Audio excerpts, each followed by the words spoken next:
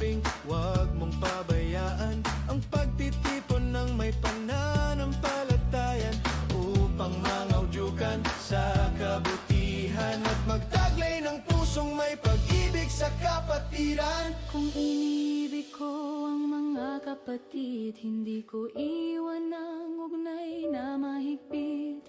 Doon si Kristo ang buhay at daan, sa pagkakatipon siya'y naroroon naman. Kaya ako'y mananatili sa iyong iglesia, sa iyong aral o hari.